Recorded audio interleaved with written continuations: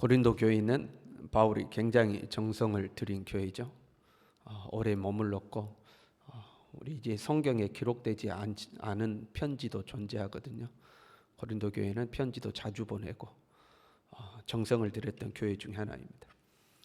바울의 뒤를 이어서 아볼로라는 훌륭한 목회자가 와서 목회를 또 잘했죠. 교회를 부흥시키고 훌륭한 목회자들이 많이 있었던 교회입니다. 교인들 중에는 예수님을 직접 보고 예수님께 가르침을 받았던 사람들도 있고 베드로 사도에게 가르침을 받았던 사람들도 있고 신앙의 경륜이 있는 그러한 교회였습니다. 능력도 있었죠.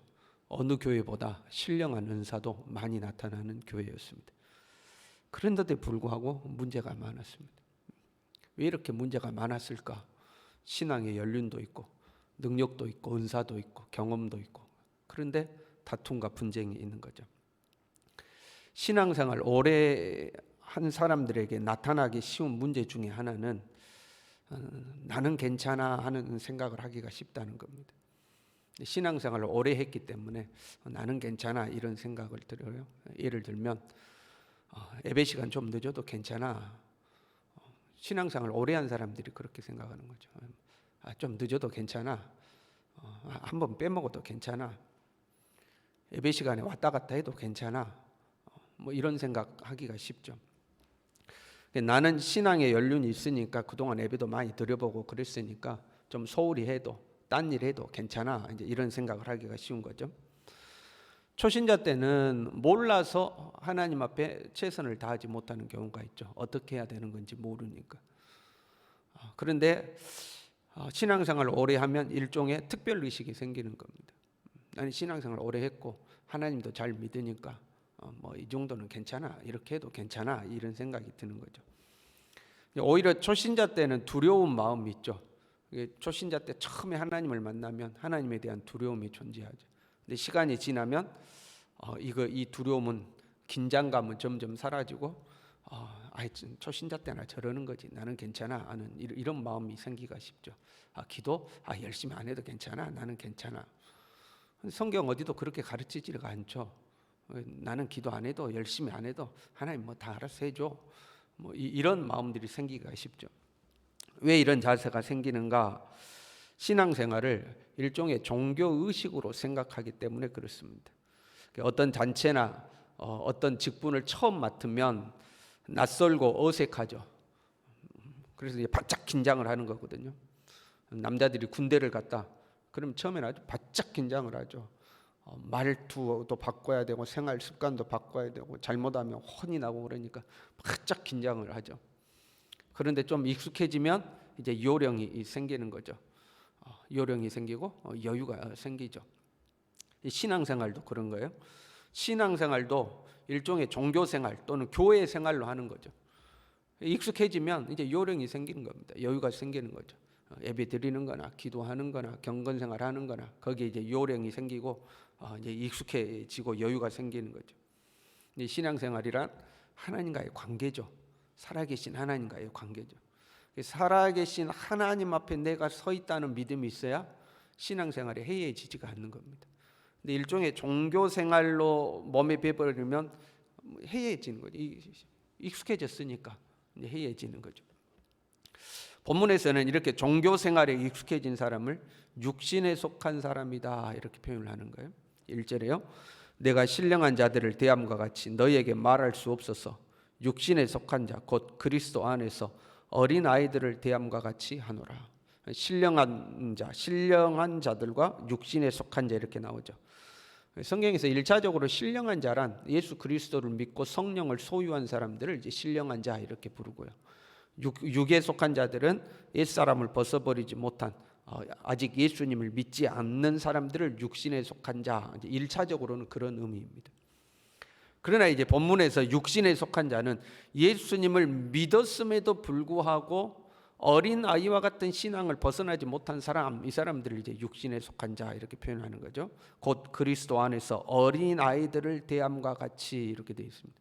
그러니까 예수님을 믿었어요. 예수님을 믿는다는 것은 그 안에 성령이 계시는 걸 말하잖아요. 성령을 하지 않고는 그리스도를 주라고 시인할 수가 없으니까. 근데 그럼에도 불구하고 어린아이와 같다는 거예요.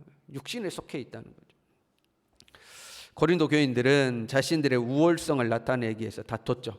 나는 바울에게, 나는 아볼로에게 하면서 나는 바울에게 속했다, 나는 아볼로에게 속했다, 바울 선생이 더 낫다, 아볼로 선생이 더 낫다, 나에게 세례 준 목사님이 더 우월하다, 이렇게 싸우는 것 같지만 사실은 자신들의 우월성을 나타내고 싶은 거죠. 내가 바울 목사님에게 세례 받았어. 근데 바울 목사님이 아볼로 목사님보다 더 나아. 그러니까 내가 네보다 더 나아. 뭐 이제 이런 거 이야기하고 싶은 거 아닙니까?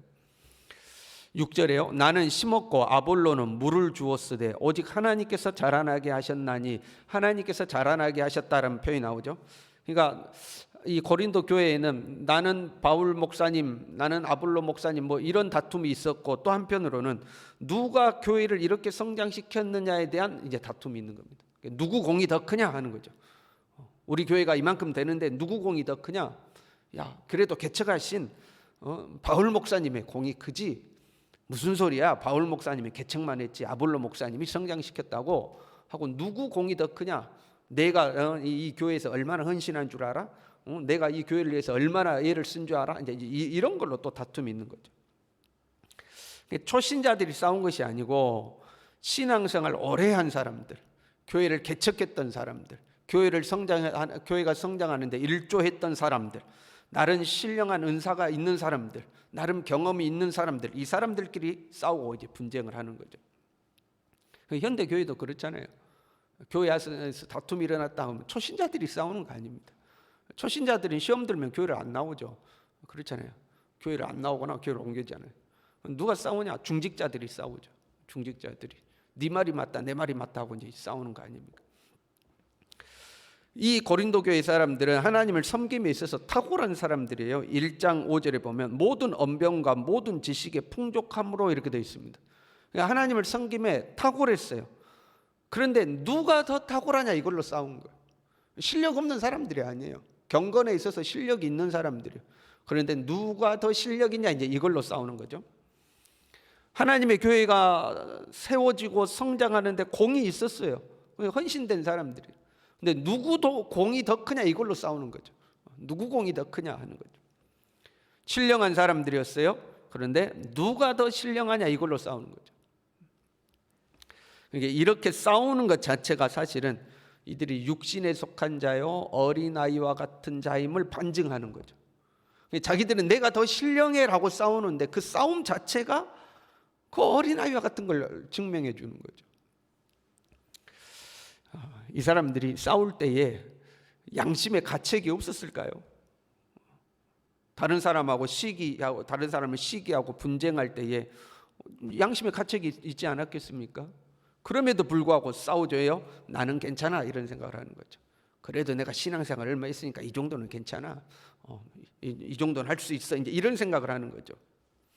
그러니까 이 무디어진 마음, 오랜 신앙생활을 통해서 무디어진 마음이 양심의 가책을 무디어지게 만드는 겁니다.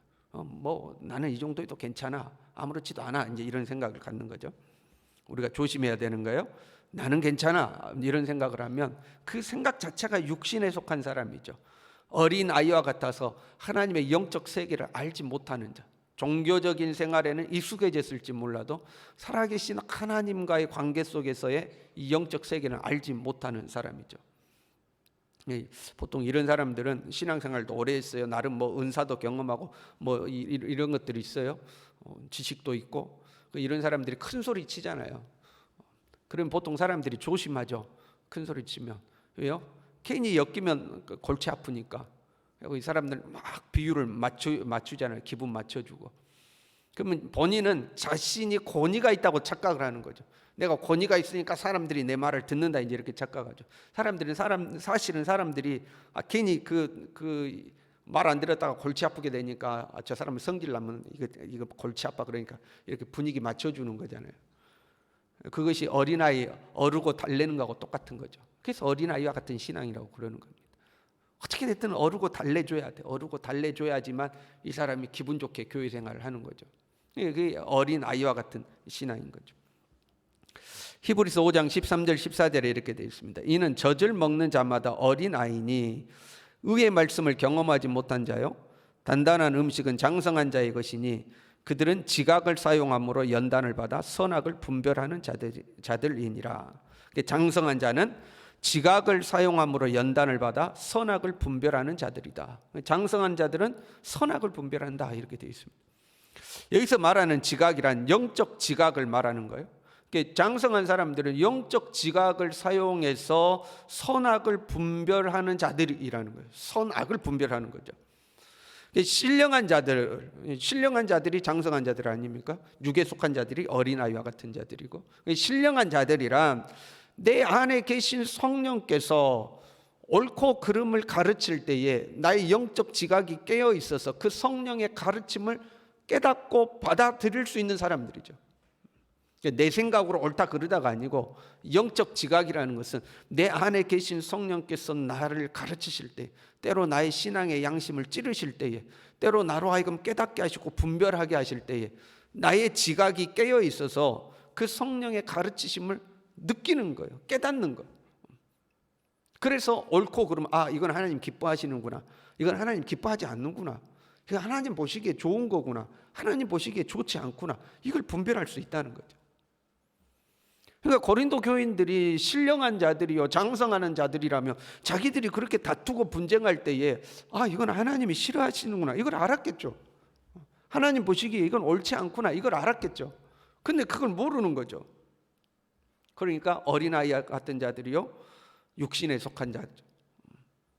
자기들은 신령하다고 싸우는데, 내가 신앙의 어떤 경륜에 있어서, 신앙의 어떤 경험에 있어서, 신앙의 능력에 있어서 너보다 더 나아, 이제 이걸로 싸우는 거 아닙니까? 내가 가진 영적 은사가 네보다 더 높은 단계야, 뭐 이런 걸로 싸우는 거 아닙니까? 자기들은 신령을 주장하면서 싸우는데 사실은 그 모습 자체가 신령하지 않는 거죠. 진짜 신령한 자였다면 자기들이 그렇게 하는 것이 하나님 앞에 옳지 않다, 선악을 분별할 수 있었을 거다 이 말이죠. 영적 지각을 사용해서.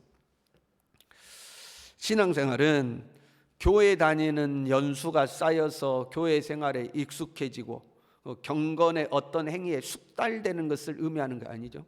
교회 생활 오래 하면 찬송도 잘 부르고 기도도 유창하게 하고 뭐 예배 순서를 맡아도 잘 해내고 뭐 이런 거 있잖아요. 근데 그걸 신앙생활이라고 하는 게 아니죠. 내 안에 살아계신 하나님, 내 안에 살아계신 하나님과 함께 삶을 동행하는 것, 내 안에 계시는 성령께서 나를 가르치고 지도하심을 영적 지각을 통해서 깨닫고 분별하고 그 하나님이 기뻐하시는 그 삶을 살아가는 것, 그게 진정한 신앙생활 아니겠습니까? 저와 여러분이 그러한 믿음의 사람, 신령한 사람이 될 수 있기를 바랍니다. 기도하겠습니다.